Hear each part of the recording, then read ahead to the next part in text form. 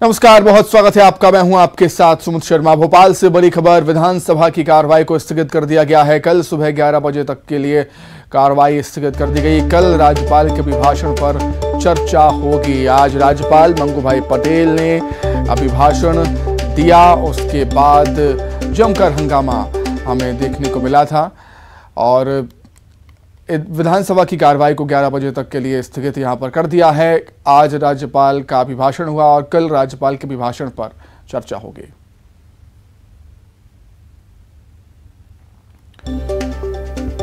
तो राज्यपाल ने अपने अभिभाषण में सरकार की उपलब्धियां गिनाई हैं। रोजगार, युवाओं, कृषि, महिलाओं, गरीबों पर सरकार का फोकस है, ये बात उन्होंने बताई। कई योजनाओं का जिक्र राज्यपाल ने अपने अभिभाषण में किया है जो राज्य सरकार प्रदेश में चला रही है। सीएम लाडली योजना का जिक्र भी किया। सीएम लाडली बहना योजना का, जो अभी सरकार की नई योजना लॉन्च हुई है। ग्लोबल इन्वेस्टर समिट का जिक्र हुआ है। किसानों के खातों में राशि डालने का भी जिक्र यहाँ पर अभिभाषण में किया है राज्यपाल ने। पेसा एक्ट का राज्यपाल ने जिक्र किया अपने अभिभाषण के दौरान।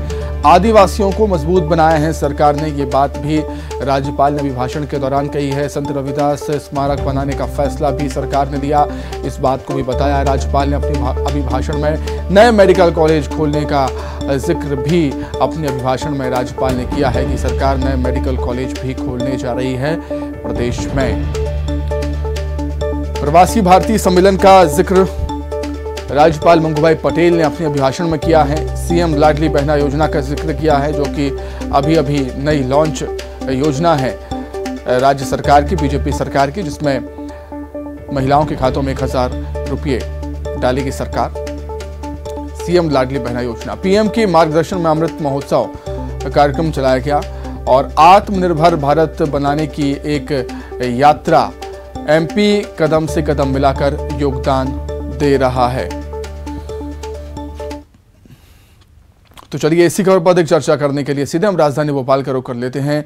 जितेंद्र शर्मा हमारे साथ जुड़ गए हैं। जितेंद्र, राज्यपाल का अभिभाषण आज हुआ। अभिभाषण में राज्यपाल ने सरकार की योजनाएं की उपलब्धियां गिनाई हैं कि किन किन योजनाओं से जनता को लाभ सरकार पहुंचा रही है, लेकिन स्थगित कर दी गई विधानसभा की कार्रवाई कल तक 11 बजे के लिए। बिल्कुल, अगर बात कर रहे हैं सुमित, तो काफ़ी महत्वपूर्ण ये आज का मुद्दा रहा, क्योंकि जब राज्यपाल का अभिभाषण शुरू हुआ तो जो सरकार की काफ़ी सारी योजनाएं उसका जिक्र किया गया, जिसमें राज्यपाल के अभिभाषण में जो नए मेडिकल कॉलेज हैं उसको लेकर बताया गया कि प्रदेश आगे प्रगति की ओर बढ़ रहा है, कई सारे काम हो रहे हैं। महाकाल लोक का जिक्र किया गया है राज्यपाल के अभिभाषण में। इसके अलावा किसानों के लिए जो योजनाएं चलाई जा रही हैं उनका जिक्र किया गया है।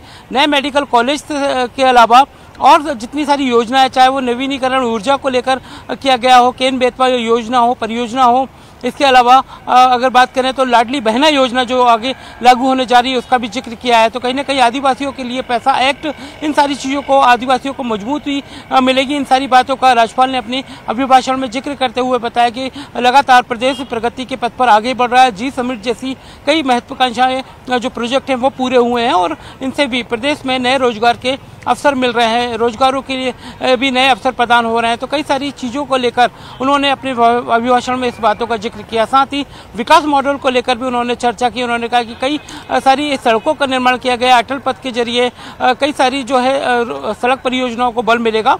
इसके अलावा उन्होंने ये सारी चीज़ों का जब जिक्र किया तो इन बातों पर जो है माननीय विधायक रहे मौजूद, उनका भी जिक्र किया कि प्रदेश में लगातार कई ऐसे काम हो रहे हैं जिससे प्रदेश की उन्नति लगातार बढ़ती जा रही है। तो जाहिर सी बात, उन्होंने मौजूदा सरकार की जो तमाम योजनाएं उसके बारे में दोनों ही पक्ष और विपक्ष दोनों का ध्यान अवगत कराया। सुमित। बिल्कुल जितेंद्र, आप हमारे साथ बने रहिएगा।